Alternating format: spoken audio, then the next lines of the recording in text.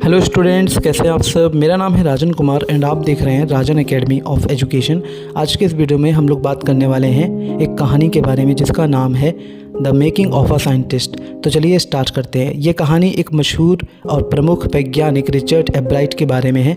इस कहानी में उनकी कई उपलब्धियों के बारे में बताया गया है। रिचर्ड एब्राइट शुरुआत से ही एक जिज्ञासु बच्चे थे। वे इतने ज़्यादा जिज्ञासु थे कि उन्होंने कई तरह की तितलियों को इकट्ठा किया। जब वे दूसरी कक्षा में पहुंचे तब तक वे अपने होम टाउन की तितलियों की 25 प्रजातियों को इकट्ठा कर चुके थे।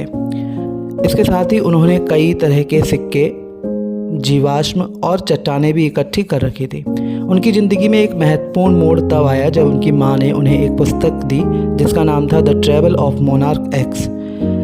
इस किताब की मदद से वे विज्ञान से परिचित हुए और उन्होंने देश विज्ञान मेले में प्रैक्टिकल साइंस का अनुभव किया।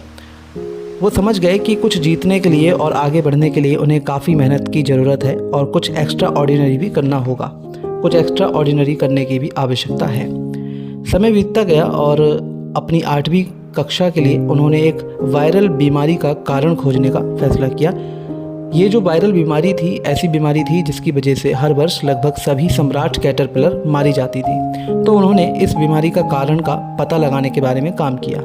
इसके लिए उन्होंने सोचा कि इसका कारण एक भृंग हो सकता है, इसलिए उन्होंने भृंग की उपस्थिति में कैटरपिलर उगाए, लेकिन उन्हें कोई वास्तविक परिणाम नहीं मिला, कोई रिजल्ट नहीं मिला। अगले साल एक विज्ञान मेले में उनकी परियोजना इस सिद्धांत का परीक्षण करती है कि वायसरॉय तितलियों ने सम्राट की नकल की थी। उनकी परियोजना को प्राणी विज्ञान विभाग में पहला और देश विज्ञान मेले में तीसरा स्थान मिला। जब वे हाई स्कूल के दूसरे वर्ष में पहुंचे तब उन्होंने एक कीट हार्मोन की खोज की। इस कीट हार्मोन की खोज के कारण कोशिकाओं के जीवन पर उनके नए सिद्धांत का जन्म हुआ।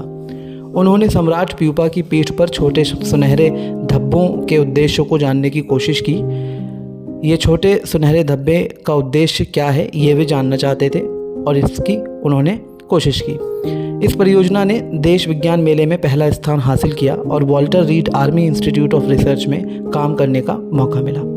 हाई स्कूल के स्टूडेंट के रूप में उन्होंने और कई एडवांस्ड प्रैक्टिकल्स जारी रखे और हार्मोन रासायनिक संरचना की पहचान करने में सक्षम बने।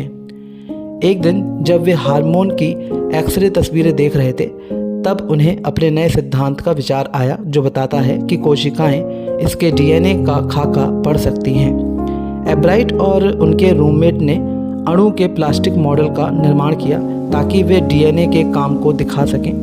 यह एक बड़ी छलांग थी। यह एक पत्रिका में भी प्रकाशित हुई। उन्होंने हार्वर्ड से सर्वोच्च सम्मान के साथ स्नातक किया।